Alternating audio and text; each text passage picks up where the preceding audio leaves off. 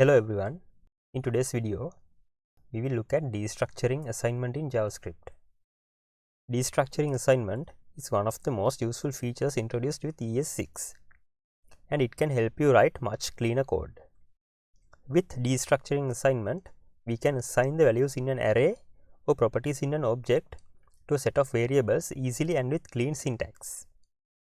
This can also simplify a lot of things when working with functions that have a large number of parameters. In this video, we will go through all of these and also the REST pattern that comes in handy in many cases. The term destructuring assignment itself is very descriptive of what it does. It simply extracts the values from array or object data structures and assigns them to some other variables.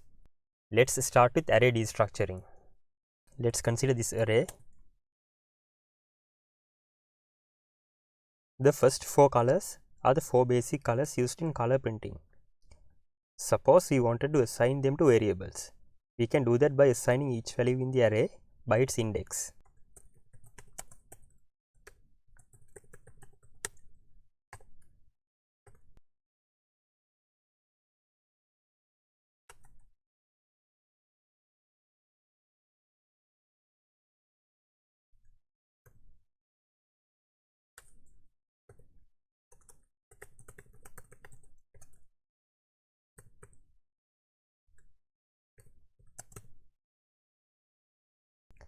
There's nothing wrong with this approach, but it's far more concise with destructuring. So I'll comment this out.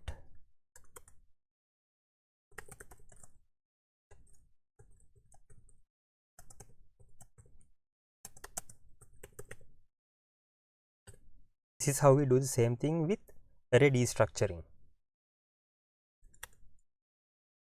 As you can notice, the order of the variables does matter, since it is in that order the values are assigned. However, it is possible to skip values with commas. Red, green and blue are the colors in the RGB color model, which are primarily used for digital work, while CMYK is used for print. Let's mix them up.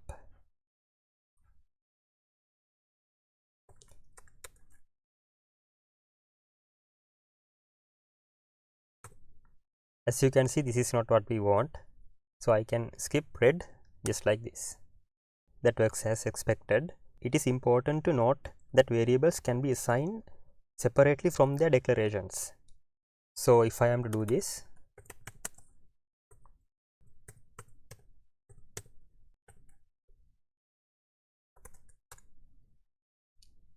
it works fine. It is possible to assign a default value to a variable when destructuring. The default value will be used if the corresponding value in the array is undefined. So I will assign a default value to k.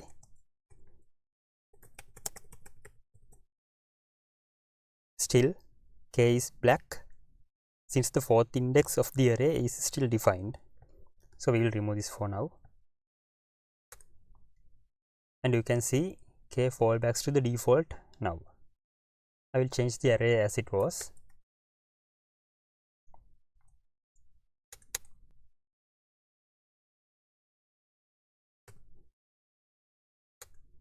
So far, in every example we considered, we unpacked only a portion of the array and left out the rest.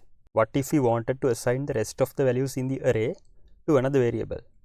This can be done with the REST pattern. All we have to do is add ...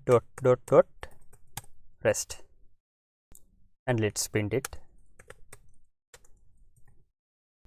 And as you can see, REST is an array with the rest of the values in the array that we did not destructure.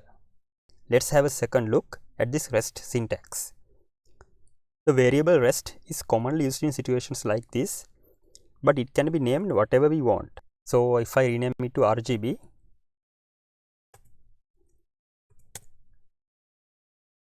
it works perfectly fine.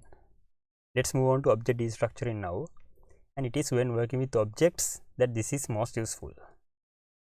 Objects can be destructured using the object keys, and in most cases this is much more useful than array destructuring. I will create an object with a few properties of the Dragon spacecraft. I'll name it Dragon, It is reusable.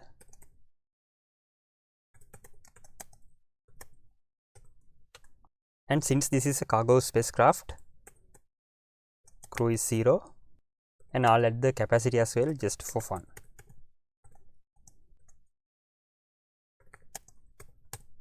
By the way, these actual values if you are curious.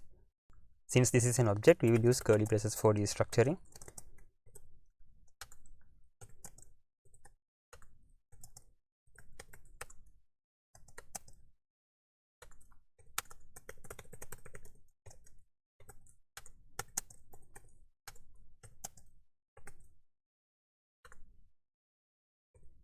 Just like with arrays, we can declare the variables first and have the assignment separately.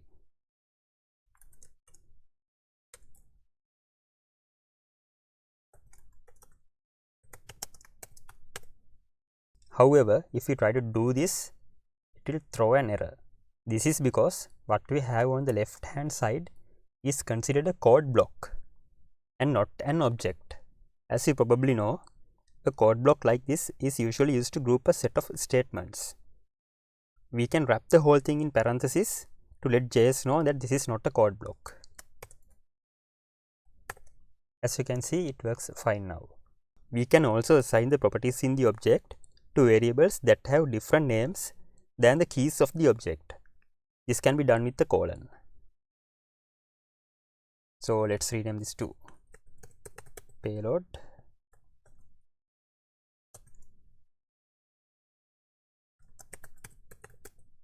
What it basically does is, it takes the property capacity from the Dragon object and assigns it to a variable payload. Just like with arrays, we can assign default values to variables. So let's add another variable length.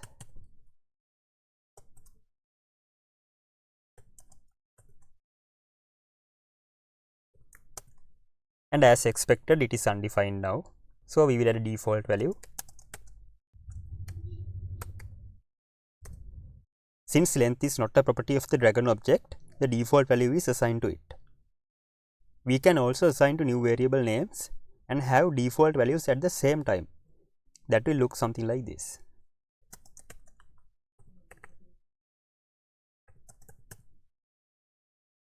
If we remove capacity from the Dragon object, payload gets the default value. Just like we did with arrays, when there are more properties in the object than there are variables, we can assign the rest of them to a variable with the rest pattern. So let's remove all of these for now.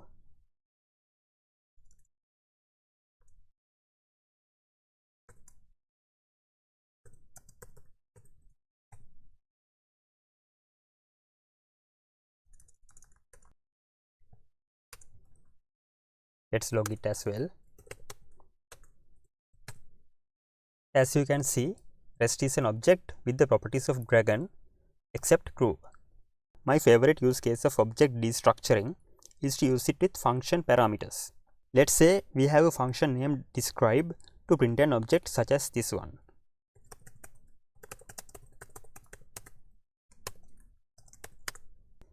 Let's add two parameters, crew and capacity. I will use template literals to format the output here. If you are not familiar with template literals, I have a whole video on it which I have linked in the description.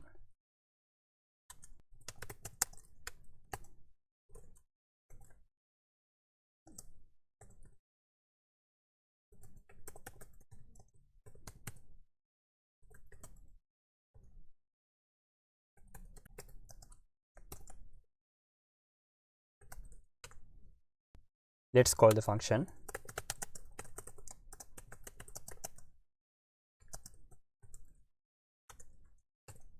And I will call it with dragon.crew and dragon.capacity.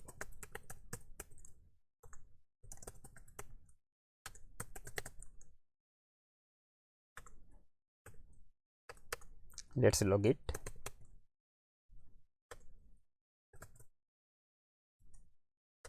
I wrote it this way since this is something we usually do to have multiple parameters like this. This can work in most cases, but it is really a pain to work with when there is a large number of parameters. We can pass in an object as the parameter and use the object properties with the dot notation. Even better, we can destructure the object that is passed in as a parameter. So I will pass in the entire dragon object and unpack only the values we need.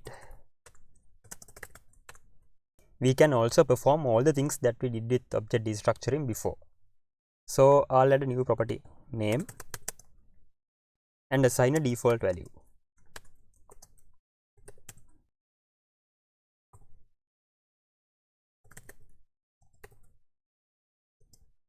We can also have different variable names as before.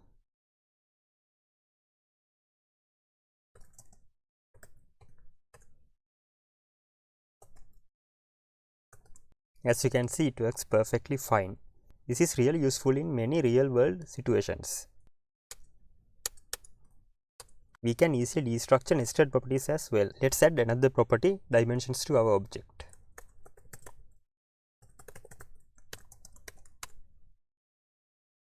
And let's add the length of 6.1 meters and the diameter as well.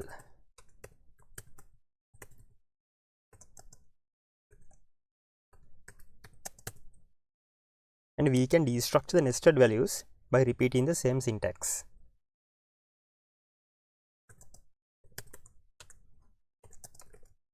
So we know dimensions is an object and we can destructure it.